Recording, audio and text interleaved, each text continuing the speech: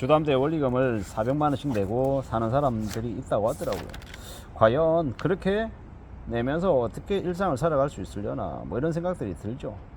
왜냐, 10억짜리 30억짜리 아파트 사서 원리금을 갚으며 산다. 그게 당장은 이렇게 새 아파트에 넓은 뭐 좋은 지역에 있는 아파트라서 기분이 좋겠죠. 근데 그게 한 달, 두 달, 세 달 지나면요, 그 환경에 적응하게 됩니다. 익숙해집니다. 특별히 좋다는 느낌도 특별히 안 좋다는 느낌도 없죠.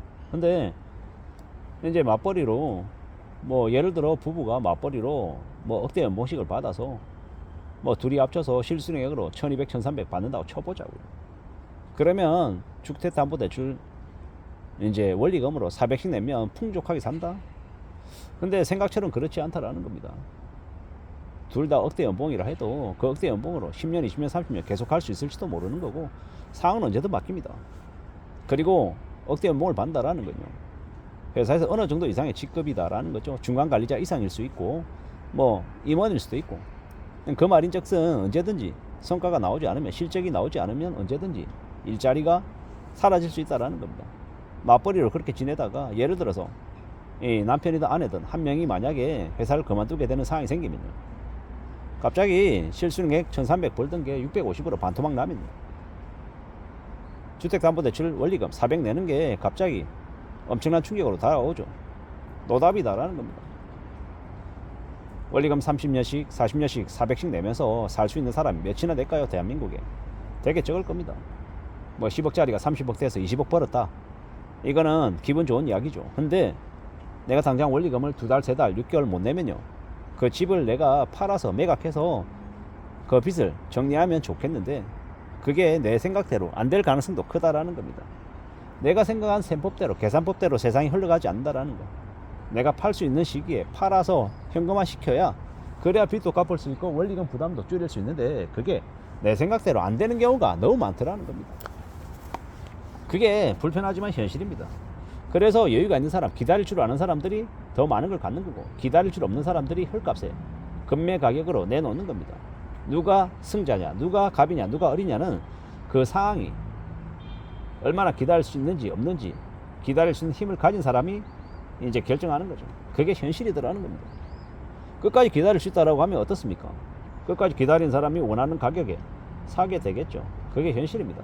저는 25년 6월을 지금 맞이하고 있는데, 저는 조심스레 생각하는 게 25, 6, 7, 8, 한 2028년쯤 되면 집값이 제법 내려가 있을 거라고 봅니다.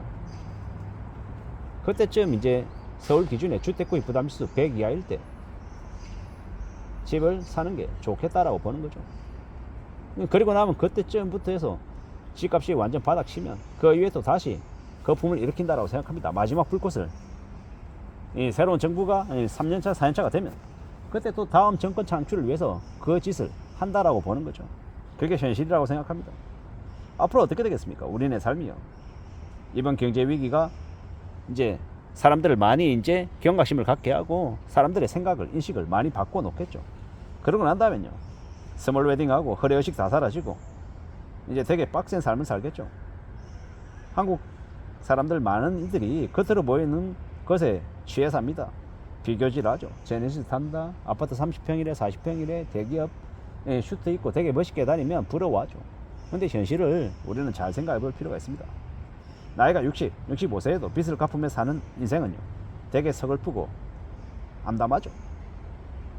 제가 이제 다니는 회사에 청소하시는 아주머니 분이 계셔요. 69세신데 그분하고 어떻게 하다 보니까 말을 잠깐 섞게 됐는데, 매달 이제 은행에 내야 되는 이자가 170쯤 된다고 하더라고요.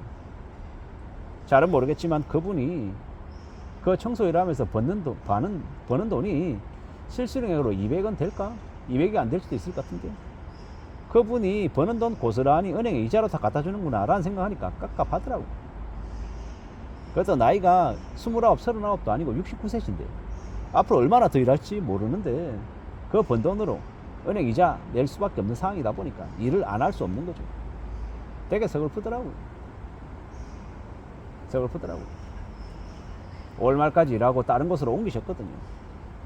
저기 강북에 이제 저기 이제 백화점 쪽으로 이제 청소하는 걸 이제 옮기시더라고요. 근데 거기는 주 6일인 거예요. 월, 화, 수, 목, 금, 토 출근하고 일요일만 쉬더라고요. 되게 씁쓸한 생각들이 들었습니다. 이제 일주일에 5일 일하다가 이제 일주일에 6일 일하는 곳으로 옮겨가는 거죠. 그렇다고 월급을 특별하게 더 많이 받냐? 뭐 조금 더 받긴 하겠죠. 근데 확 이렇게 올라가는 것 같지도 않았습니다. 그냥 저는 이제 그 생각이 들더라고요. 은행에 이자 갖다 바치면서 사는 삶이 되게 서글플 것 같다라는 생각이 들었습니다. 영끌들은 사고방식이 자기가 빚을 낼 수 있는 여력 전체를 자기 돈이라고 생각한답니다. 말이 안 되는 계산법이죠. 근데 이제 쿠팡에 야간에 부부가 같이 일하는 사람들도 많답니다. 대출이자 때문에, 애들 학업비 때문에 그렇게 살아가는 거죠. 대출 지옥에 빠져 사는 인생들이 많다라는 겁니다. 지금도 길가를 나가면 외제차가 엄청나게 많죠. 빚도 자산이라고 개소리하는 놈들이 되게 많습니다. 미친 놈들이죠. 인생은 자신감이 아니라 최대한 자기 현실을 잘 감내하고 돈 모아가면서 저축형 인생을 살아야, 그래야 안전하게 살아갈 수 있다는 겁니다. 어릴 때는 빚내고 사는 게 가능할지 모르겠지만 나이가 들어서도 돈이 없어서 빚 갚으며 살면요, 비참할 수밖에 없는 거죠. 함부로 조급해하거나 서두르지 않아야 됩니다. 태도가 인생이라고 했습니다. 어려울 때 현금이 더 소중하죠. 빚이 없어야 됩니다. 돈은 빌리지 않는 거다라고 생각하고 살아가야 됩니다. 그래야 길이 열린다라고 생각하죠. 참 잘 생각하며 살아가야 됩니다. 서두에 말씀드렸던 것처럼 주택담보대출 원리금 400만 원씩 내는 가정이 풍족하게 여유롭게 안락하게 살 수 있겠습니까? 어쩌면 먹는 것도 아껴야 되는 되게 답답한 인생일 수 있다는 겁니다. 앞으로 고물가가 되게 심해질 건데 이번 생 망했다 이렇게 말하는 이들도 많습니다. 사람들이 돈을 안 쓴다는데 돈 안 쓰는 이유는 뭡니까? 돈이 없어서죠. 참 많은 생각들이 듭니다. 이게 현실입니다. 아파트 15억, 20억을 우습게 말하는데 통장 잔고에 돈이 없는 거죠. 중산층에게 빨대 꽂은 은행들만 잘 사는 겁니다. 그러니까 그들이 연봉이 5억이다, 뭐 퇴직금하고 위로금 합치면 10억이다, 15억이다 이런 얘기를 하는 겁니다. 참으로 서글픈 거죠. 돈이 그들에게 다 빨려가는 것 같습니다. 빚지고 사는 사람들의 인생이 얼마나 서글픈지 우리는 잘 생각해 볼 필요가 있겠습니다. 냉정하게 살아가야 되는 거죠.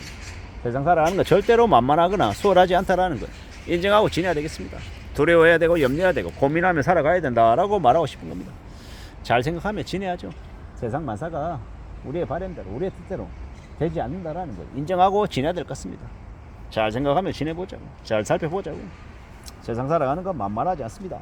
빚지는 걸 정말로 두려워하고 고민하고 잘 따져보며 살아가야 될 것 같습니다. 그래야 이 대공황 경제 시기에 안전하게 살아낼 수 있을 것 같습니다.